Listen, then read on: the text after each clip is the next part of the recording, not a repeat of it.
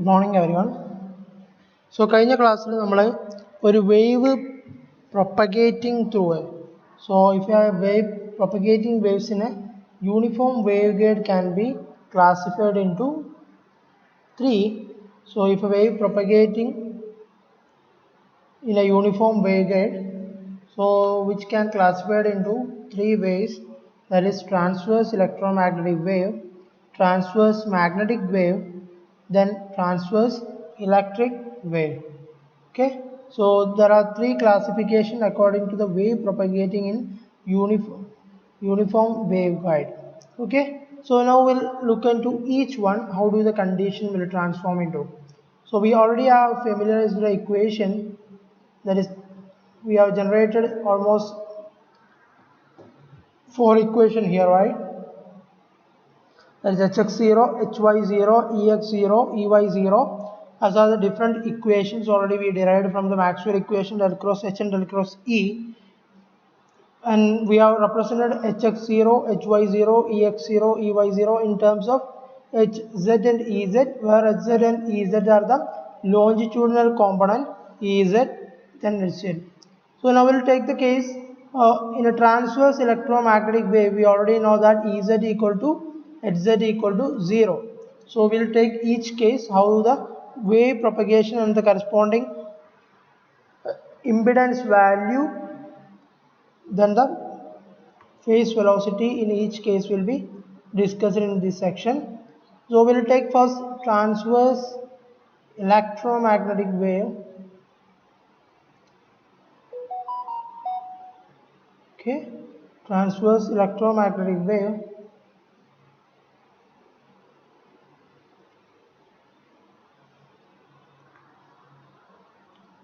So in that case, we already know if a wave propagating or a transverse electromagnetic wave propagating through a uniform waveguide, so we'll have Ez will be equal to 0, Hz will be equal to 0, where Ez and Hz are the longitudinal component of wave.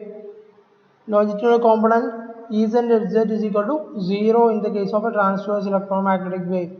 So in that case, so if you substitute this value in the above 4 equation, you will get hx0, hy0, all the term gets 0, and also we need to equate the h square also equal to 0. So we'll have hx0, hy0, ex0, ey0 will be getting as 0 in that respective. So finally we'll take the form gamma square TEM plus K square equal to 0 in that case, where gamma TEM is a propagation constant in transverse electromagnetic wave, which can represent in terms of JK into J omega root mu epsilon E for a lossless line case. Okay, so the same expression we have found for the uniform plane wave in a unbounded media. It's a similar case of a uniform plane wave in an unbounded media.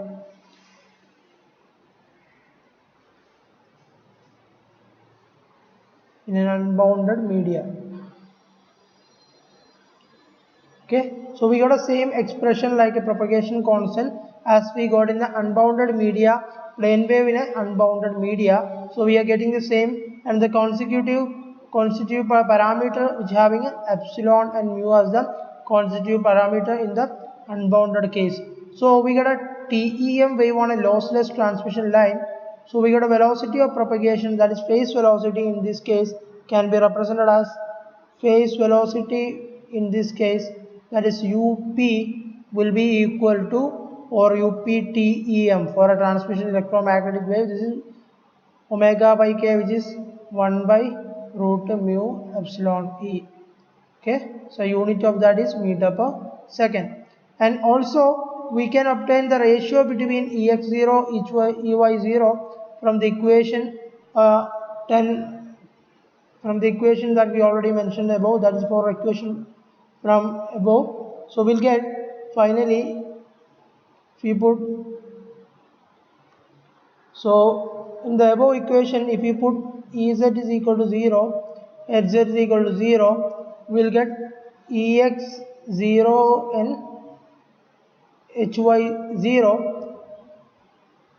The above equation means the equation we have got from the Maxwell equation in terms of Hz and Ez.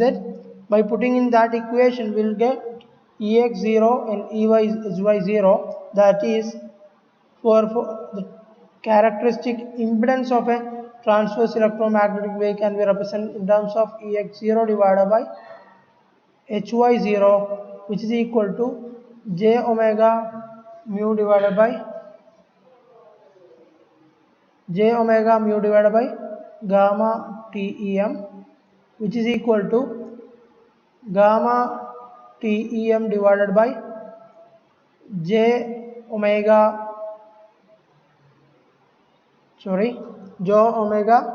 mu epsilon 0. Okay, that is j omega mu epsilon. You can represent this in terms of omega mu can be represented in terms of where you can substitute this equation like here, then you will be getting like this. Okay, so that is z times TEM equal to Ex0, Hy0 is equal to j omega mu divided by gamma TM, or like gamma TM divided by j omega mu epsilon. So this you can observe for that case. Okay, similarly, if you want to take a case of where ZTEM, which is equal to, we can say that it is mu by epsilon for a lossless transmission line, which is equal to intrinsic impedance. So the characteristic impedance of will be equal to the intrinsic impedance for a lossless transmission line case, or for a transverse electromagnetic, for a TEM wave in uniform waveguiding structure.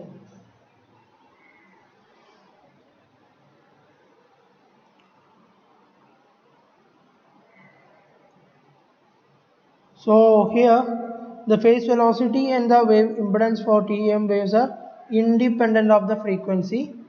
Okay, so as you can see that the ZTEM, that is characteristic impedance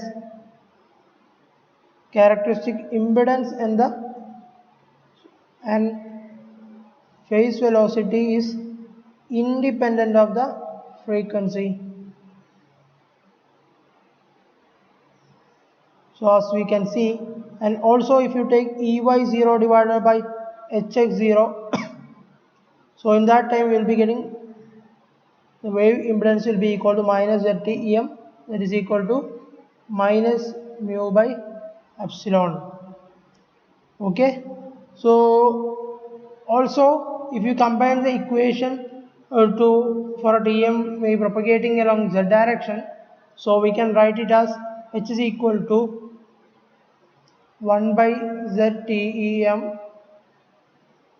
AZ cross E as our, so we can say that, so a wave vector that is propagating along a case will have a TEM wave in that case.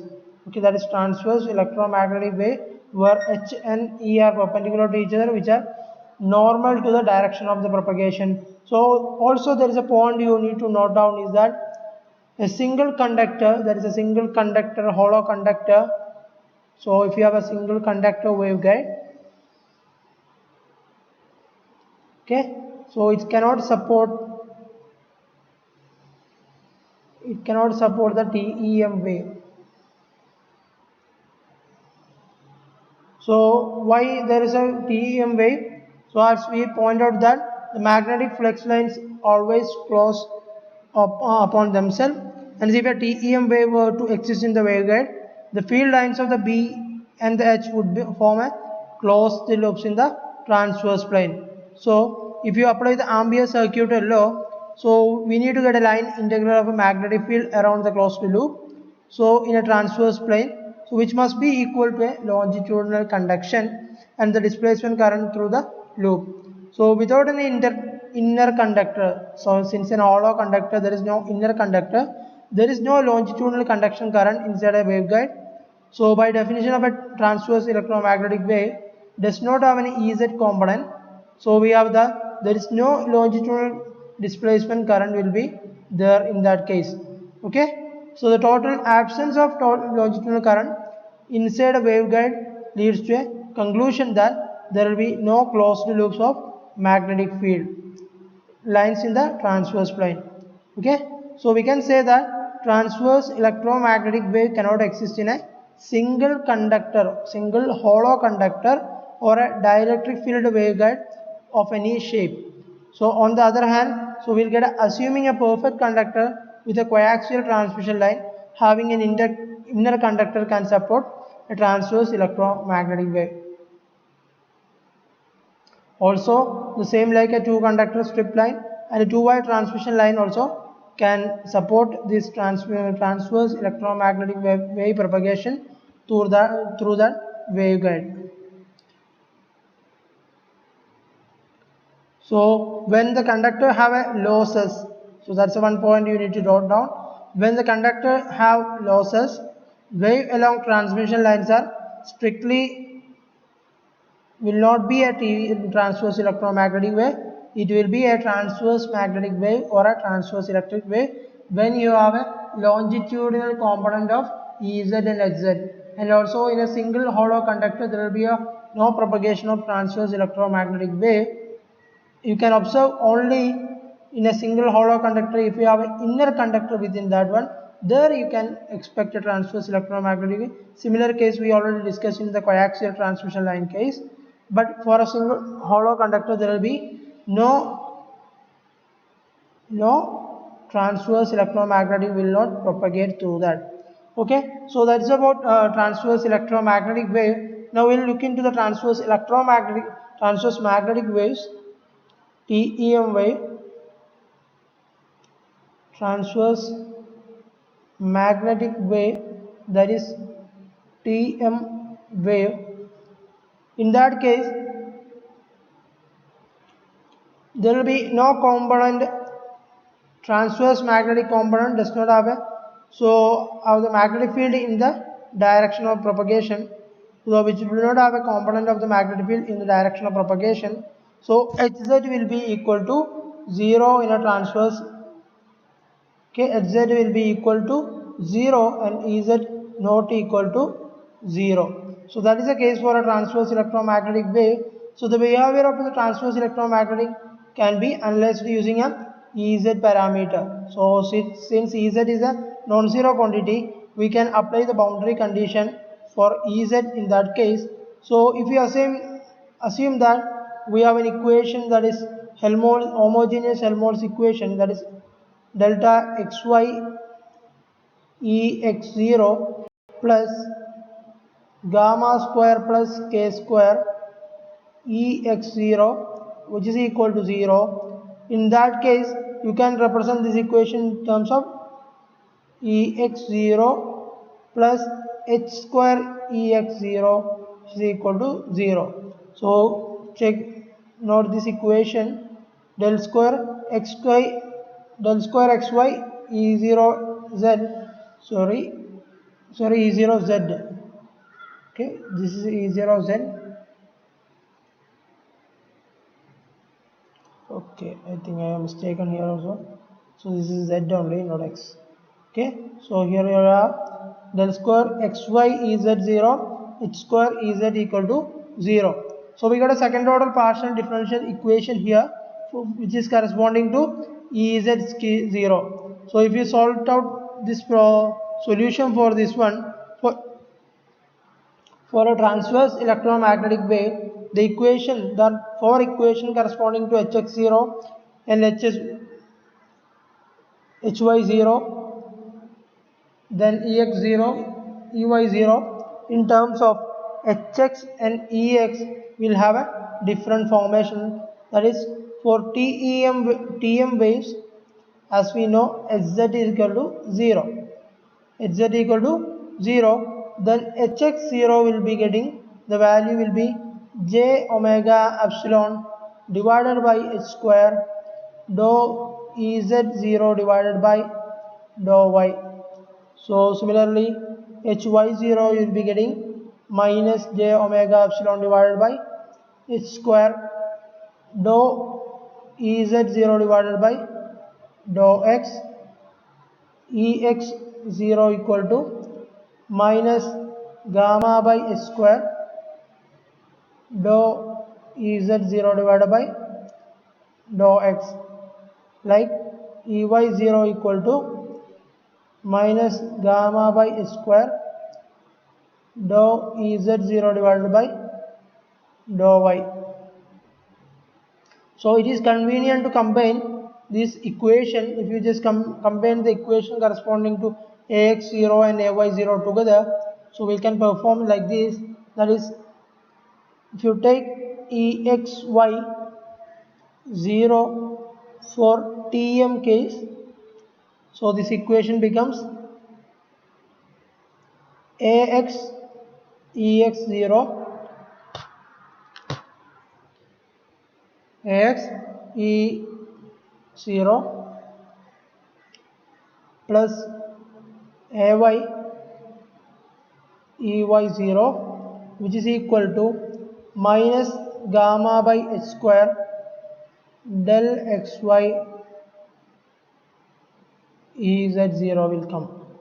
Okay, so what we have done is that we just taken these two together, x0 and ey0, then you can represent that in terms of ez0, that is dou ex by dou x, dou ez by dou y. So you can take del xy, that is dou ez by dou xy plus dou ez by dou y. So we'll get a together equation. So from that you can say that del xy ez0, which is equal to ax dou by dou x plus ay dou by dou y, which is equal to ez. So that is del xy ez0 means. Okay, so similarly if you take the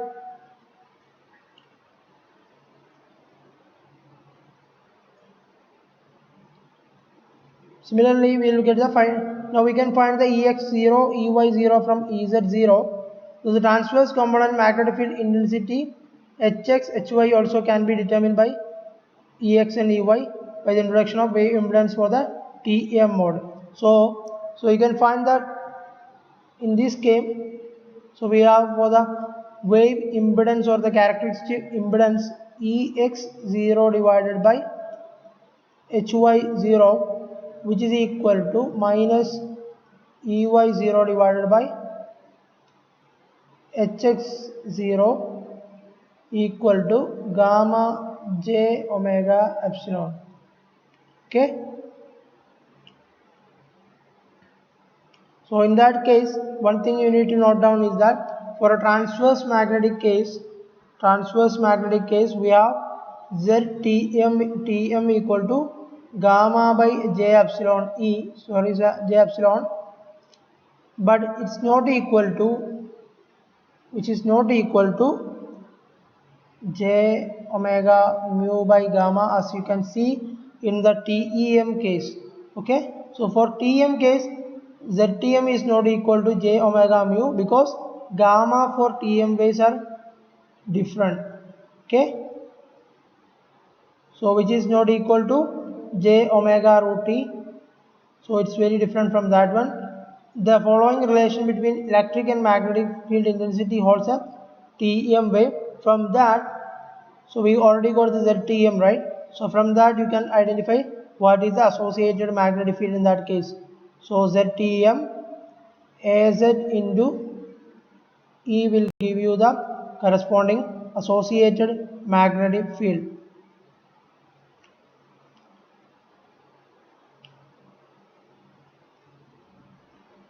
Okay, so if we find a value of H in this boundary value problem, so H is called the characteristic eigenvalue or eigenvalues for a boundary value problems. So H denoted as the eigenvalue in that case for a boundary value problem in this case. So here if you just represent H in terms of that, so what is H?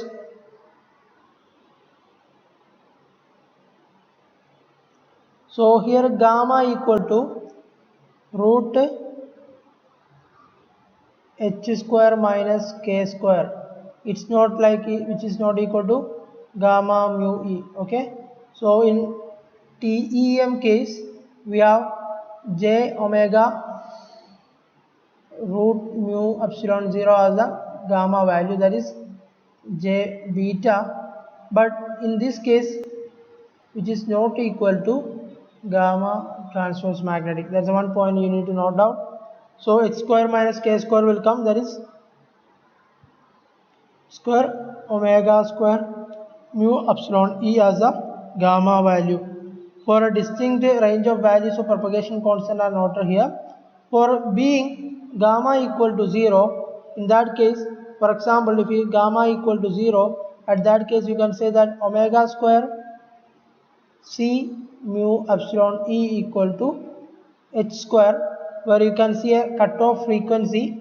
Okay, cutoff frequency when gamma equal to 0, when the propagation constant equal to 0, the frequency at which gamma equal to 0 is called cutoff frequency. Okay, cutoff frequency. So here we have, I have represented omega c square mu epsilon e as equal to h square, that is equal to fc. If you put it in the frequency term, fc is equal to h by 2 pi root mu epsilon. Okay, the frequency fc at which gamma equal to 0 is called cutoff frequency. The value of fc for a particular mode in waveguide depends upon the eigen value of this mode, where h value of h is called the eigen value. Okay, for a case, the value of the cutoff frequency for a particular mode in a waveguide depends on the eigen value of this. That means, so it depends upon the eigen value h corresponding to that medium or mode. So that is gamma equal to, you can represent as in terms of h minus, so the gamma value you can represent in terms of cutoff frequency, that is how h into root 1 minus f by fc whole square. So there is a two distinct range gamma can be defined in terms of f by fc whole square as compared to the unity. So that is, so here what we identified is that we have identified a case where gamma equal to 0. In that case we have a cutoff frequency, that is gamma equal to 0. It's a frequency at which gamma equal to 0, and the fc, that cutoff frequency, is depends upon the eigen value h. Okay, eigen value h, and gamma you can represent in terms of cutoff frequency like using this equation, h into root 1 minus f by fc square all square. So there will be two values value can be arranged for gamma. So that is how, if first value will be having, if f by fc whole square greater than 1, in that case we can say that the frequency is greater than the cutoff frequency. In that case we'll have omega square mu epsilon e, which is greater than h square. Okay, so then the gamma will be imaginary in that case.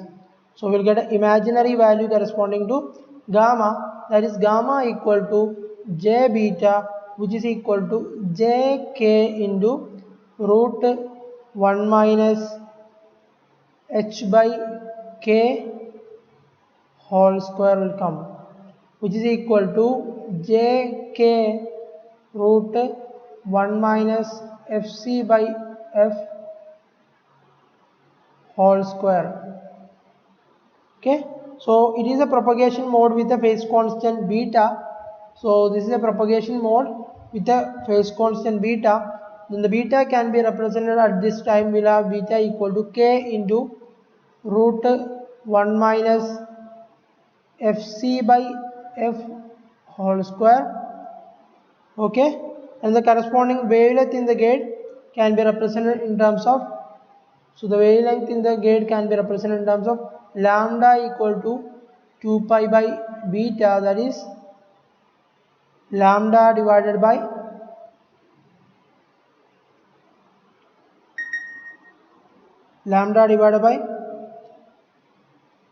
root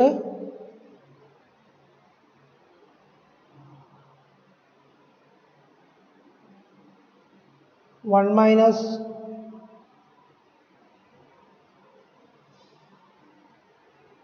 fc by f whole square greater than lambda c.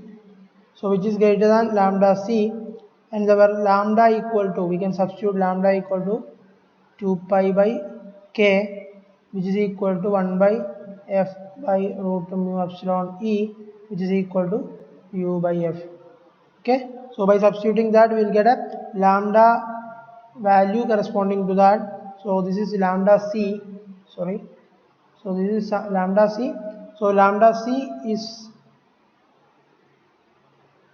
which is greater than lambda. Okay, sorry, so you will get a lambda c that is greater than lambda in this case. So which is the wavelength of a plane wave with a frequency of f in an unbounded dielectric medium, which is characterized by mu and epsilon, where u equal to, the phase velocity in that case will be equal to root 1 by root mu epsilon 0. Okay, that is the phase velocity. If you put here, omega by beta will come, so which you can put it as u divided by root 1 minus fc by f whole square, which is greater than the phase velocity in that case. Okay, so the phase velocity of a propagating wave in the guide can be represented as up equal to this equation. The phase velocity within a waveguide is always higher than its unbounded medium, and which is frequency dependent as well. So hence the single conductor waveguides are dispersive transmission system. So, okay, so if you have a single conductor waveguides can be said that, so which is depends on dispersive transmission system. എന്തുകൊണ്ടാണ് ഇവിടെ നമ്മൾ velocity എന്ന് പറയുന്നത് എന്താണ്, frequency ഡിപെൻഡൻ്റ് ആണ്. Okay, ഈ equation നോക്കി കഴിഞ്ഞാൽ വെലോസിറ്റി എന്ന് പറയുന്നത് എന്താണ്, ഫ്രീക്വൻസി ഡിപെൻഡൻ്റ് ആണ്. സോ നമുക്ക് എന്താ പറയാം, so single wave conductor waveguides are dispersive transmission medium. Okay, and the UG, the group velocity in that case, if you note it down, we will be getting 1 by d beta by dw, which is equal to u into root 1 minus fc by f whole square, which is less than the phase velocity.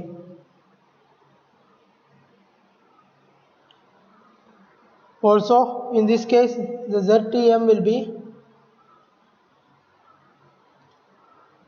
you can represent it eta into 1 minus fc by f whole square. So the wave dependence of propagating transverse electromagnetic wave mode in a waveguide is purely resistive and always less than the intrinsic impedance of the dielectric medium. So the wave impedance of a propagating transverse magnetic mode in a waveguide is purely resistive and is always less than the intrinsic impedance of the dielectric medium. So the variation of wave impedance versus frequency can be, or F by Fc can be represented in the figure, so which you can see here, like, so if you have a plot like this, then on the x-axis you have a normalized, if you have a normalized wave impedance Z, okay, which has some value 1, 2 as the impedance value, then along, so it's following like this,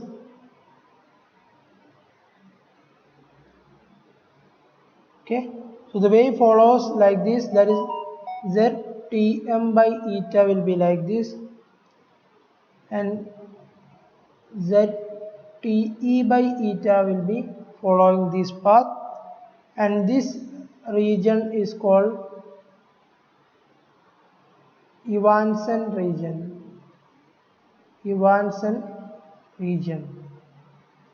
okay.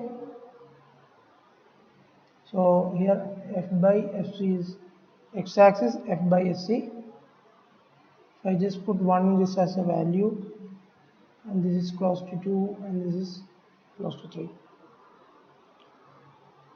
So this is how the propagation of wave look like with respect to Z and the F by Fc in that case. And similarly, the second case, for a case that F by Fc whole square can be less than 1. So in that case, F will be less than Fc when the operating frequency is lower than the cutoff frequency. So here the operating frequency F is less than the cutoff frequency. The gamma will be having a real value in that case. Then gamma equal to, we can say that, which is equal to alpha, and which is equal to h into root 1 minus F by Fc whole square will come as a equation in that case when F less than Fc, okay. So which is in fact the attenuation constant, since all field component contain the propagation factor e raised to minus gamma z, which is equal to e raised to minus alpha z in this case, okay. So the wave diminishes rapidly with z, and it's said to be evanescent. So it's said to be evanescent. So it's rapidly it is decreasing, and we will see a evanescent wave corresponding to that. That's already we have discussed. So the wave which is actually present after, even after a complete total internal reflection, there is a transmitted wave is present. Such wave we call evanescent wave. So therefore a waveguide exhibit a property of a high pass filter. So okay, so it acts as a high pass filter. So it acts as a high pass filter. So this transverse magnetic mode in a uniform waveguide, in that case the operating frequency is less than the cutoff frequency, then the waveguide exhibits the property of a high pass filter. It acts as a high pass filter to filter the higher frequencies, okay. For a given mode, only the wave with higher frequency, will be allowed. So the wave with higher than the cutoff frequency will be allowed to propagate, okay.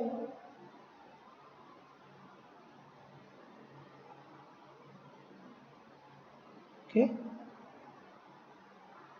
high frequency allowed to propagate, so the frequency should be greater than Fc in that case, okay. So likewise the given impedance will be equal to, in that case, for a case F less than Fc, the impedance for a transverse magnetic wave will be minus j h by omega epsilon root 1 minus F by Fc whole square, okay. So this will be the transverse impedance. So this is the wave impedance of a transverse magnetic modes at a frequency below the cutoff frequency is purely reactive. In the earlier cases we had a purely resistive impedance. So in this case we have a purely resistive impedance. Sorry, purely reactive impedance we have here. Okay, impedance. So in the earlier cases we have a purely resistive impedance in that case. So the wave impedance of a evanescent transverse magnetic modes at a frequency below cutoff frequency is purely reactive, so indicating that there will be no power flow associated with the evanescent wave. So there will be no power flow associated with the evanescent wave. So that is a case of a transverse electromagnetic wave and the transverse magnetic wave. In the next section we will be discussing about transverse electric wave. So until then, thank you.